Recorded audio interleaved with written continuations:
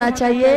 और ये भी बता दिया गया है कि अपने से दुगने बड़े घर में शादी बेटी की कर देना, अपने से दुगने बड़े घर में शादी कर देना, लेकिन अपने से चौगने बड़े घर में शादी मत करना। क्यों क्यों नहीं करना चाहिए?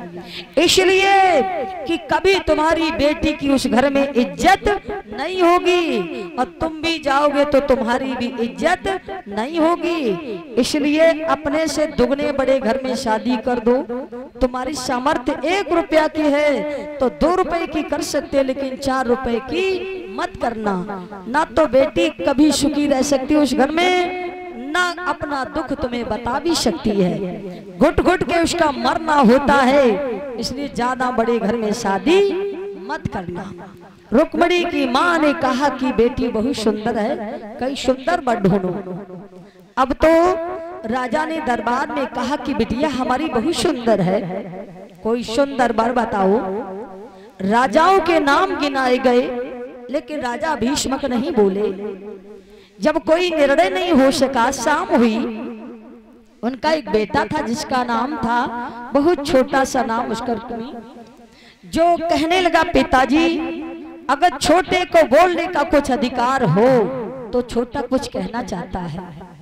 महाराज कहते चाहे कोई छोटा हो चाहे कोई बड़ा हो, अच्छी बात कहने का अधिकार तो सबको होता है। बताओ क्या कहना चाहते हो? हम ये कहना चाहते हमारी बहन बहुत सुंदर है, ऐसी बहन के लिए भगवान श्याम सुंदर से सुंदर कोई वर दूसरा नहीं हो सकता। इसलिए मेरी बहन का विवाह भगवान श्याम सुंदर के साथ होना चाहिए। राजा कहते तुमने तो हमारे मन की बात ही जान ली। अब अच्छी बात चाहे कोई छोटा कहता हो और चाहे बड़ा कहता हो, अच्छी बात सबकी मान लो, बुरी बात अगर कोई बड़ा भी कहता हो उसकी बात को ना मानो। जिस प्रकार बताया है, उत्तम विद्या लीजिए जदप नीच से होए, पड़े अपावन ठोर पर कंचन तजई न कोई। जिस प्रकार रुपया पैसा गंदी जगह पर पड़ा हो तो लोग उसे छोड़ते नहीं, उठा लेते।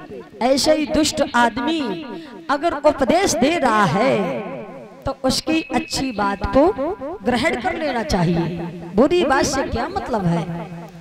कहा चाहे कोई छोटा हो बड़ा हो, क्या कहना चाहते बताओ? मेरी बहन सुंदर भगवान श्याम सुंदर के साथ ब्याही जाए, मैं ये चाहते हैं।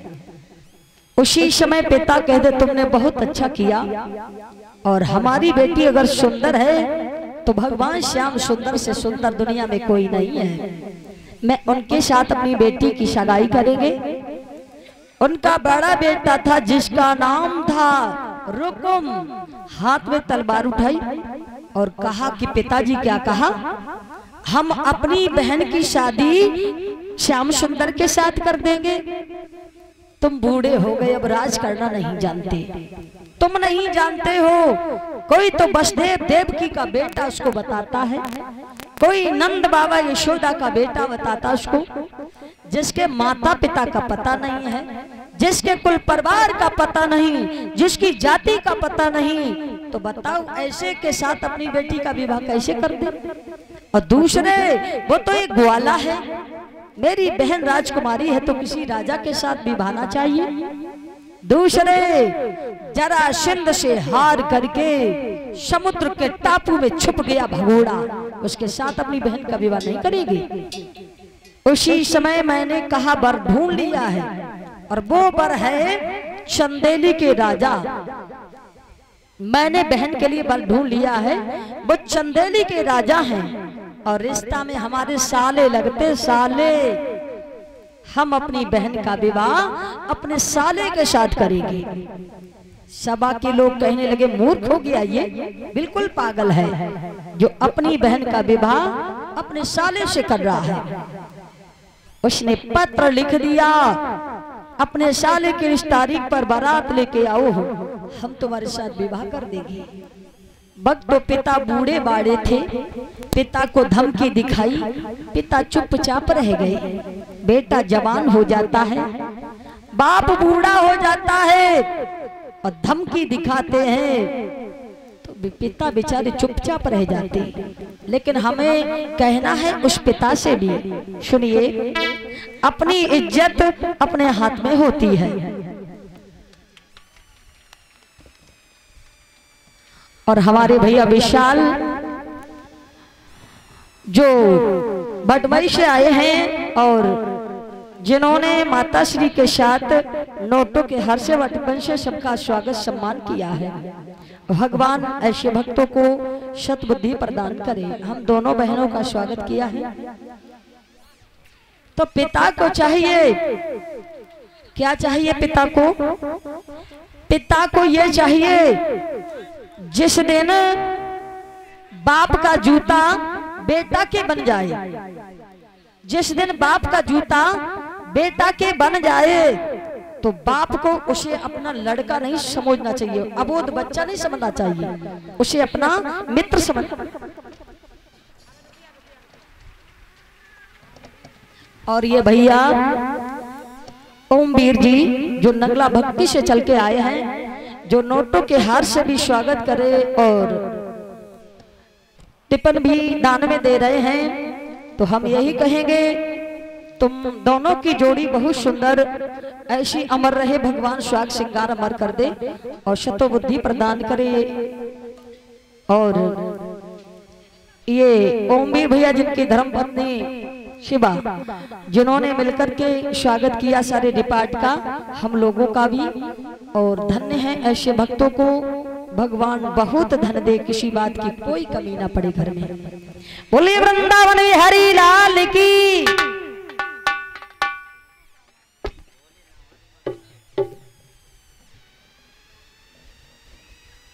और जो कलश वाली कन्या है कृपाए निकल के आ जाएं, भैया हमारे शिवम जी स्वागत करेंगे।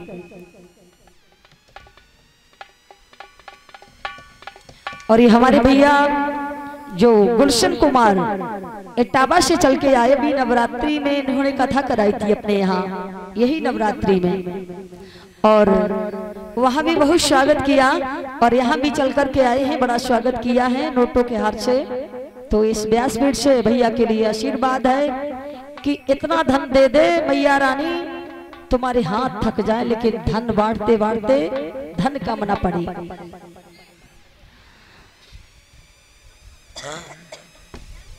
बोलिए वृंदावन बिहारी लाल की। और संत महात्माओं को भी ध्यान रखा करें भैया जो दान कर रहे हैं। तो उसी समय ये भोला भैया और ये बेटी रूमा का पुत्र है जिन्होंने नोटों के हार से स्वागत किया है। वैसे तो इसी गांव का रहने वाला है ये बच्चा भोला। और ऐसे भक्तों को, ऐसे बच्चों को भगवान बहुत सुंदर जीवन दे, बहुत बढ़िया। और आज भक्तों समय जिस दिन बाप का जूता बेटा के बन जाए तो बाप को अपना अबोध बच्चा बेटा नहीं समझना चाहिए, फिर उसको अपना मित्र समझना चाहिए। मित्र बिना पूछे कोई काम नहीं करना चाहिए। कुछ लोग कहते वो क्या जाने, हम इस घर में हैं तो याद रखना बेटा एक मित्र की भांति उससे सलाह लेना चाहिए, तभी घर में कभी लड़ाई नहीं होती है। तो मेरे कहने का एक ही मतलब है कि जिस दिन बाप का जूता या बेटा के बन जाए या बेटा का जूता बाप के बन जाए तो उसे मित्र नहीं अपना पुत्र समझना चाहिए। पुत्र भी समझे तो अबोध बालक नहीं, उसे अपना मित्र ही ज्यादातर समझना चाहिए। पिता ने उस समय देखा धमकी दिखाई है और जैसे ही धमकी दिखाई पिता बेचारे चुपचाप हो गए। उसने पत्र लिखा चंदेली के राजा शिशुपाल के लिए, पत्र को लिख करके और भेज दिया ब्राह्मण देवता को, जाओ चंदेली में देकर के आओ। चंदेली में पत्र लेकर के चले गए ब्राह्मण देवता। इधर सखी ने, अब सभी सखियां भाग भाग के आई, बहन तुम ये घर, ये परिवार, ये गांव छोड़ के चली जाओगी। कहा कहां चले जाएंगे? कहा तुम्हारे भाई ने विवाह तुम्हारा तय कर दिया है और तुम ये नगर छोड़ के चली जाओगी। कहा सखी किसके साथ विवाह किया? कहा कोई राजा है चंदेली के जो तुम्हारे भैया के साले लगते हैं।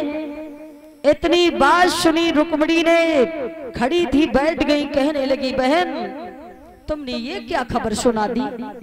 मैंने तो तन मन से अपना पति भगवान श्याम सुंदर मान लिया है और इस भारत की नारी के जीवन में तो एक ही पति होता है और दूसरा पति नहीं हो सकता।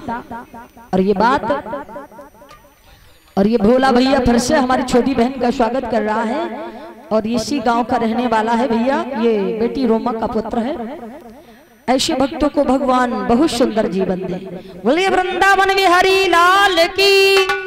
तो मेरी माताएं बहनें ध्यान देंगी भाई बंधु, देखिए भारत की नारी के एक ही पति होता है और कभी कभी वो भी समाप्त हो जाता है तो भी जीवन काट लेती हैं और कभी कभी हमारी इस भारत की माताएं बहनें जिंदा ही पति के साथ सती भी हो जाती है। जैसे हमारा गांव पड़ता है, ये जिला बैनपुरी में ही पड़ता है, भोगांव के पास बरौली, वहीं एक गांव पड़ता है हिमायूपुर, लगभग 2 किलोमीटर गांव है हमारे दूर से घर से। तो सन 70 में एक मैया जी देखिए सती हुई है। शाक्य वंश की माता थी, उनका पति मर गया तो वो रोई नहीं और कहा कि मेरा सुंदर श्रृंगार बना दो, हम सती हो जाएंगे। लोगों ने कहा कि सती कहाँ सत्ता होगी, ये उल्टा सीधा बोला। मैया ने जलती हुई अंगुली दिखाई और कहा सारा नगर जल जाएगा इसलिए हमको निकाल दो। जब उस माँ को निकाल दिया, और ये सन 70 की बात है, ज्यादा दिन अभी नहीं हुए हैं।